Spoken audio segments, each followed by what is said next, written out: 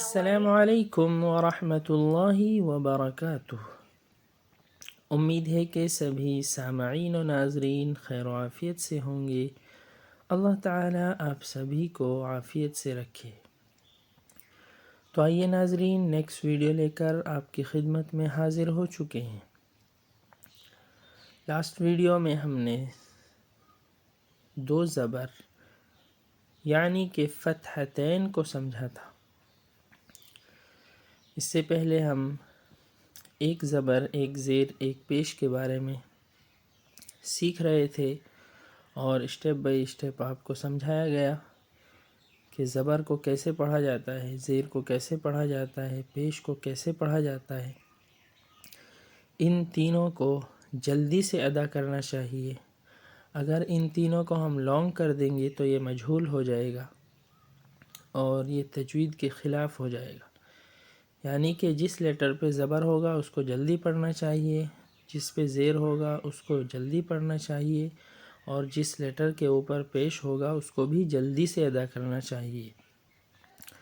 اس کے بعد ہم نے حروف مدہ یعنی کہ لانگ وویلس کے الف مدہ کو کیسے پڑھیں گے، یا مدہ کو کیسے پڑھیں گے، اور واو مدہ کو کیسے پڑھنا چاہیے۔ یعنی کہ ان تینوں کو لانگ کر کے پڑھنا چاہیے، تھوڑا تھوڑا کھینچ کر پڑھنا چاہیے۔ زیادہ لانگ نہیں کرنا ہے ورنہ تو پھر وہ مد بن جاتا ہے۔ مد کا مطلب یعنی کہ آگے اس کا لیسن آئے گا، مد متصل، مد منفصل، مد لازم، ان کو تھوڑا زیادہ لانگ کیا جاتا ہے، اور حروف مدہ کو ہلکا سا لانگ کرنا ہے بس۔ یعنی کہ وویلس اور شارٹ وویلس اور لانگ وویلس میں فرق ہو جائے۔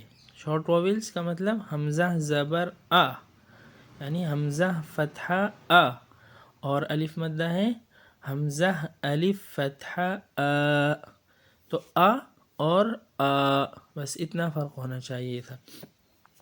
اسی طرح یا مدہ ہے حمزہ یا کسرہ ای، ہے نا، حمزہ واو ضمہ او، بس تھوڑا تھوڑا لانگ کرنا تھا۔ اس کے بعد اسٹینڈنگ فتحہ، اسٹینڈنگ کسرہ اور اسٹینڈنگ ضمہ آپ کے سامنے آیا۔ یعنی کہ ان تینوں کو حروف مدہ کی طرح، لانگ وویلس کی طرح ہی تھوڑا تھوڑا لانگ کر کے پڑھنا چاہیے۔ وہ اچھے سے سمجھایا گیا۔ اس کے بعد حروف لین آپ کے سامنے آئے کہ حروف لین کو جلدی سے ادا کرنا ہے اور نرم ادا کرنا ہے، یعنی شارٹلی پڑھنا ہے اور سافٹلی پڑھنا ہے۔ تو حروف لین کی ڈیفینیشن، اس کا پروننسیشن آپ کے سامنے پیش کیا گیا۔ تو ایک بار میں پورا ریوائز کرا رہا ہوں تاکہ پیچھے سے پورا ریوائز ہو جائے اچھے سے۔ تو واو لین اور یا لین۔ واو لین کی ڈیفینیشن تھی کہ بیفور واو ساکن دیئر از فتحہ، یعنی واو ساکن سے پہلے لیٹر پر فتحہ ہونا چاہیے، اس کو واو لین کہا جاتا ہے۔ اور ایسے ہی یا لین کی ڈیفینیشن، یا ساکن سے پہلے لیٹر پر فتحہ ہونا چاہیے، اس کو یا لین کہا جاتا ہے۔ تو واو لین کا پروننسیشن ہے حمزہ واو فتحہ او، ہے نا، اور یا لین کا حمزہ یا فتحہ ای۔ تو جو ہے ان دونوں کا پروننسیشن اس طریقے سے ہے، ان دونوں کا تلفظ ایسے ہے۔ اس کے بعد آپ کے سامنے ان سب کو ایک لیسن میں جمع کیا گیا ہے، اور الگ الگ ایک ہی ایگزامپل میں، الگ الگ ایک ہی لیسن میں ایگزامپلس دیے گئے اور ان کو پرناؤنس کے ساتھ آپ کے سامنے پیش کیا گیا۔ تو یہاں تک ہمارا 6 لیسن ہو گئے تھے۔ اب 7 لیسن میں ہم نے تنوین کو اسٹارٹ کیا تھا، یعنی کہ 2 زبر، 2 زیر، 2 پیش کو تنوین کہا جاتا ہے۔ فتحتین، کسرتین اور ضمتین کو کیا کہتے ہیں؟ تنوین، اور ان کا پرناؤنس تھوڑا الگ تھا، ہے نا۔ حمزہ فتحتین ان، یعنی کہ حمزہ 2 زبر ان، یہ لیسن ہم نے اسٹارٹ کر دیا تھا۔ تو اس میں فتحتین کا آپ کے سامنے آ گیا تھا۔ تو آج ہم انشاءاللہ کسرتین کو سیکھنے والے ہیں۔ تو آئیے اسٹارٹ کرتے ہیں۔ أعوذ بالله من الشيطان الرجيم، بسم الله الرحمن الرحيم، رب اشرح لي صدري ويسر لي أمري واحلل عقدة من لساني يفقه قولي. تو آئیے ناظرین اسٹارٹ کرتے ہیں کسرتین کو. اس سے پہلے ہم نے فتحتین کو سیکھا تھا، دو زبر کا پرنونس ہے نا، یعنی فتحتین کے بارے میں. اب ہم کسرتین کے بارے میں سیکھتے ہیں. جب دو زیر کسی حرف پر آتے ہیں تو اسے تنوین کہتے ہیں. اس کی آواز ان جیسی آتی ہے، یہ ایسے لکھی جاتی ہے نا. دیکھو جس طریقے سے اوپر سلنٹنگ لائن، دو لائن، ترچھی لائن اوپر لکھی آتی تھی، اسی طریقے سے اب نیچے لکھی آ رہی ہے. اوپر جو آتی تھی اس کو فتحتین کہتے تھے، اور یہ جو نیچے بنی ہوئی ہے ان کو کسرتین کہتے ہیں. ٹھیک ہے نا، یعنی دو زیر کسی حرف پر آتے ہیں تو اسے تنوین کہتے ہیں. تینوں کو ہی تنوین کہتے ہیں، دو زبر ہو، دو زیر ہو یا دو پیش ہو، تینوں کو تنوین کہتے ہیں. ٹھیک ہے نا. تو اوپر کی طرف ہوگی تو اس کا پرناؤنس تھا ان، اور یہ دو لائن جو ترچھی ہے نیچے اگر آ رہی ہیں تو ان کا پرناؤنس ہے ان، ہے نا. حمزہ دو زیر ان، حمزہ کسرتین ان، دونوں طریقے سے. میم زبر ما، سا زبر سا، مسا، اور لام دو زیر لن، مثلن، مثلن، ہے نا. جو بھی لیٹر ہوگا اس میں اگر دو زیر آ رہا ہے تو نیچے کو آواز جانی ہے.